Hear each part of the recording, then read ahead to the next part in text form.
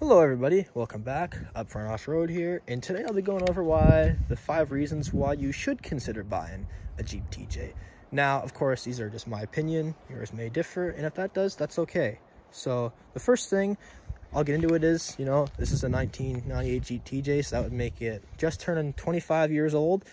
And since they're old, you can get them for a reasonable price. But, I mean, there is a reason for that. A lot of them are rotten, a lot of them are wore out, but there is still a few gems out there. Of course, I live in Canada, above the Rust Belt, so a lot of them are rotten. But if you get to places down the States, down below the Rust Belt, you can still find these in really, really good shape. And it doesn't quite break the bank to buy them anymore, and they're still a good, reliable Jeep. So, there's that. The next thing we'll get into is these are absolutely great in deep snow or mud. Like, I don't want to say you won't get stuck in these, because you can get anything stuck, but if you got like a rear locker or even a front one too, 35s or 33-inch tires, mud tires, you can go through a lot of snow, more than your average lifted up truck or SUV. These will wade deep snow and mud. They work really well. You have lots of ground clearance. They're pretty easy to put lift kits and stuff in, it's not too bad. They'll take a pretty wide tire or a pretty big tire stock. Like, I have just a 2-inch spring spacer lift kit, and I fit 33s on this, no problem. It could use a little bit more, it's not the total end of the world. The next thing is they're just a good vehicle to learn how to work on, They're pretty, I don't want to say accessible, but compared to a new vehicle, it's not jam-packed tight. There isn't a crazy amount of electronics. They're still fairly simple. Mine isn't coil, mine's still distributor, but I think you get into like 2,000 plus, they start getting coil packs, which, isn't a big deal, but it's a little bit more complicated, I guess, not too bad.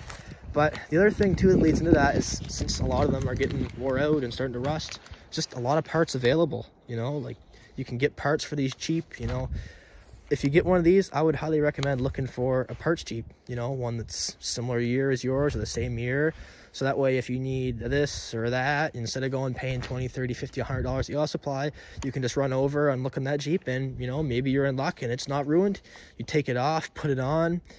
Pretty simple to work on. A good way to learn, a good place to start. The JK, JL, far more complicated. Not too bad. You can still work on them, but way tighter under the hood.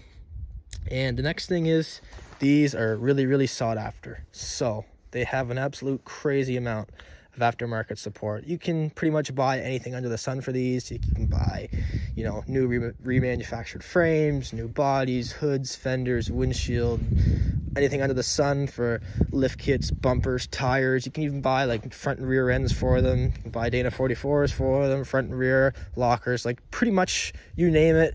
And they probably make it for a TJ. You can even get a full fiberglass body, grill, fenders, windshield, everything. If you really want it, if you really want to go that route and restore one, you can buy anything you want for parts. And it's not crazy expensive to get parts for them. I mean, mind you, it's not cheap, but you can, work on them and mod them a little bit cheaper than you can a JK or a JL.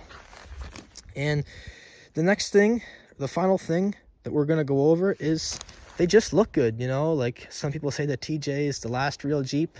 I get where they're coming from. I don't totally agree on that. I still think the JK and JL is a good Jeep, but I understand why these are so sought after. See, the YJ was leaf springs, and these went to coil springs, front and rear, which, that's a pretty big step. They ride a lot nicer and just sought after, like they're the first Jeep. Well, I don't want to say the first Jeep, because the CJ had round headlights, but the YJ had the square headlights. A lot of people didn't like that, but they finally came back to the circle headlights, and they just look good. People will notice you rolling down the road and lifted up TJ, and they're getting kind of old now, I kind of want to say they've become a classic, people will recognize it. But yeah, if you thought that video was helpful and you want to support me, hit that subscribe button. And if you guys have any idea for future videos, I'd love to hear about it down in the comments below. We'll see everyone later.